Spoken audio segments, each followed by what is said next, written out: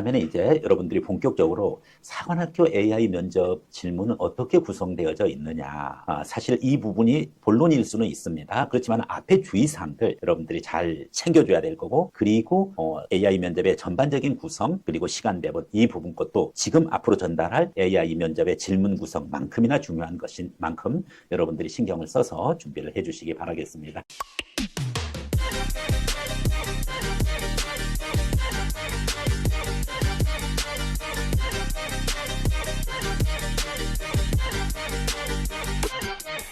자, 첫 번째, 초기 AI 인적성 및 심리 문항과 차별화된다.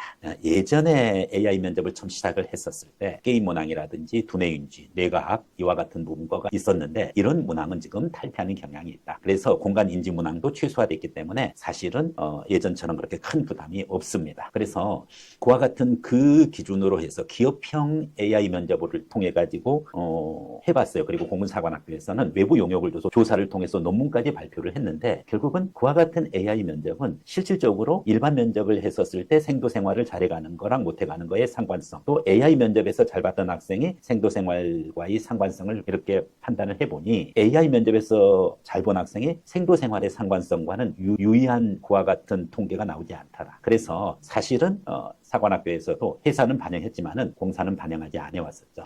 자, 그런 측면에서 봤었을 때 예전에 그와 같은 기업형, 그와 같은 AI 인적성과 심리 문항은 지금은 대부분 사라지고 차별화되어지고 있다. 그렇다면은 결국은 뭐다? 일반 면접과 공통화되어지고 있다는 것이 특성입니다. 그래서 무엇보다도 너무 지나치게 게임형, 또 두뇌인지, 뇌과학, 공간인지 이런 부분 거의 연습보다는 일부 학생들은 기업형 AI 면접을 또 신청을 해가지고서 봐보는 학생들도 있었어요. 그거 볼 필요 없습니다. 일반 면접과 공통화되어져 있던 부분이기 때문에 기본에 충실하라. 즉 기본적인 그와 같은 면접 문항 부분 것을 연습을 하면은 충분히 AI 면접은 물론이고 그 AI 면접에서 적응력을 가졌던 것이 훨씬 여러분들에게 일반 면접에도 활용되기 때문에 오히려 일반 면접, 즉 대면 면접을 준비할 수 있는 기회를 제공한다. 이렇게 생각하고 긍정적으로 받아들이는 것이 좋습니다. 다만 일반 면접에서는 군시사 관련된 것도 질문하고 집단 토론도 있는 사관학교가 있지만은 AI 면접에서는 지나치게 특정 군시사, 예를 들어서 육해공군의 각 군별 시사라든지 아니면은 군 내에서도 특정한 최근 시사에 대해서는 매몰되지 않도록 해야 된다. 그와 같은 것을 AI에서 구체적으로 물어보지는 않기 때문이죠. 그래서 말씀드렸듯이 각 육해공군의 군별 특성에도 매몰될 필요가 없고요. 지나친 시사적인 내용에 여러분들이 매몰될 필요는 없습니다. 다만 이럴 수는 있어요. 개방형 문항, 오픈형 문항으로서 최근 군 관련된 시사에 대해서 가장 관심 있었던 내용 얘기해 보세요. 라고 하면은 그와 같은 문항은 나올 수는 있어요. 그럼 자기가 관심 있었던 거 하나를 미리 준비해 놓고 모의 면접으로 준비해 놓고 AI 면접에 임하면 되겠습니다. 예상하지 못했던 질문이 당연히 나옵니다. 그 문항이 어려운 문항은 아니에요. 어려운 문항은 아니지만은 AI 모의 면접에서 또 여기 있는 S오피서에서 전달했던 그와 같은 AI 문항에 들어가지 않는 문항이 나올 수도 있죠. 예상하지 못했던 질문은 그러나 어려운 문항은 아니에요. 평범한 문항입니다. 다만 어떻게 이런 걸 물어보지? 하는 그와 같은 부분이죠. 있는 그대로 솔직하게 답변하면 돼요. 절대 어려운 문제는 출제되지 않습니다. 자, 그러면 기본적인 특성을 알고 AI 면접의 기본 질문과 답변을 준비하는 과정으로 한번 들어가 보도록 하겠습니다.